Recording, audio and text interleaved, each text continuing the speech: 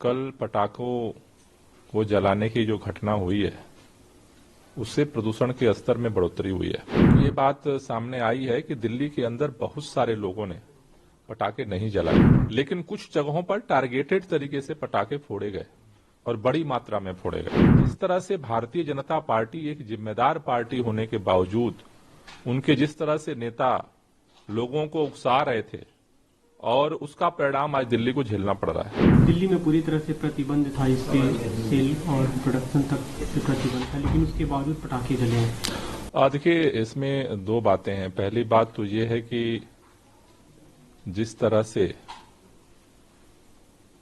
पिछले 3 दिनों से दिल्ली में प्रदूषण का स्तर लगभग 215 तक पहुंचा था, उसके बाद कल पटाखों को जलाने की जो घटना हुई है उससे प्रदूषण के स्तर में बढ़ोतरी हुई है। जबकि ये बात सामने आई है कि दिल्ली के अंदर बहुत सारे लोगों ने पटाखे नहीं जलाए, लेकिन कुछ जगहों पर टारगेटेड तरीके से पटाखे फोड़े गए और बड़ी मात्रा में फोड़े गए। एनसीआर के अंदर भी पटाखे फोड़े गए। दिल्ली के लोगों के मन में तो ये बात थी कि हमें जो हवा अच्छी हुई है उसे खराब नहीं करना है, लेकिन जिस तरह से भारतीय जनता पार्टी एक जिम्मेदार पार्टी होने के बावजूद उनके जिस तरह से नेता लोगों को उकसा रहे थे और उसका परिणाम आज दिल्ली को झेलना पड़ रहा है। मुझे लगता है कि अगर ये पटाखे नहीं अगर जलते तो मेरे ख्याल से आज भी दिवाली के बाद भी जैसे हमने सबने धूमधाम से दिवाली मनाई, आज दिवाली की सुबह दिल्ली की हवा भी साफ सुथरी और होती। तो मैं दिल्ली के लोगों से यही कहना चाहता हूं कि आप भारतीय जनता पार्टी जो जिस तरह से लोगों को बहकाने का काम करती है उसमें ना आए, क्योंकि अल्टीमेटली इसका असर तो हमारे ऊपर ही हो रहा है। आप बीजेपी पे सीधा आरोप लगा रहे हैं कि बीजेपी के कारण पटाखे जले। निश्चित रूप से बीजेपी के नेता जिस तरह से, भाई भाजपा की 3 जगह अगर आप देखो तो हरियाणा में भाजपा की सरकार है, यूपी में भाजपा की सरकार है, केंद्र में भाजपा की सरकार है, और भाजपा के नेताओं का एक बयान आप देखो किसी ने से अपील किया हो कि पटाखे न जलाएं, बल्कि ये जरूर करते हुए बयान आपको मिल जाएगा कि पटाखे जलाइए। तो मेरे ख्याल से इस पर भाजपा को भी पुनर्चिंतन करने की जरूरत है। इस तरह की चीजों से मतलब कल कितने सुकून में सारे लोग थे, अब आज प्रदूषण का स्तर बढ़ गया। इसका एक सिर्फ कारण आज की तारीख में पटाखे जलाना।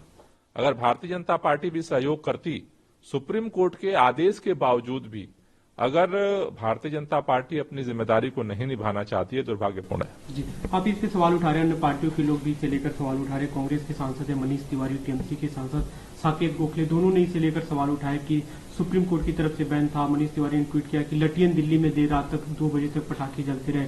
साकेत गोखले ने कहा है कि दिल्ली पुलिस की पूरी तरह से जिम्मेदारी थी कि इसको इम्प्लीमेंट कराना, लेकिन वो पूरी तरह से फेल साबित हुई है। बात केवल दिल्ली पुलिस की नहीं है, हरियाणा पुलिस की भी है, उत्तर प्रदेश पुलिस की है। तीनों जगह की पुलिस भाजपा के पास है। तीनों राज्यों की पुलिस भाजपा के नियंत्रण में है, और रात में क्या हुआ ये छुपा नहीं है। जबकि सामान्य तौर पर लोगों ने पटाखे नहीं जलाए, कंसंट्रेटेड एरिया में पटाखे जलाए गए।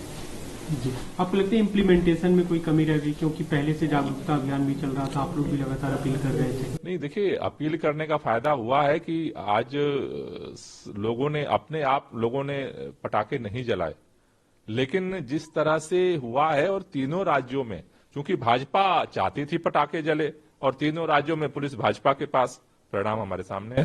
जी, आज आपने रिव्यू मीटिंग बुलाई है पूरे मामले परिदृश्य को लेकर, क्या कुछ चर्चा होगी? नहीं, अभी तक जो पूरे दिल्ली के अंदर और पूरे एनसीआर में जो प्रदूषण की स्थिति है, जो अभी उसके लिए नियंत्रण के लिए अलग अलग जो इन्फोर्समेंट का काम चल रहा है, अलग अलग जो नियम लागू हैं, उनकी क्या स्थिति है, तो सारी परिस्थितियों पे आज समीक्षा करेंगे। आपने कहा था ऑड इवेंट को लेकर दिवाली के बाद समीक्षा बैठक करेंगे, चर्चा करेंगे, क्या उस पर चर्चा होगी और आपको लगता है कि उसकी जरूरत है अभी? वो सारी परिस्थितियों पे चर्चा करेंगे।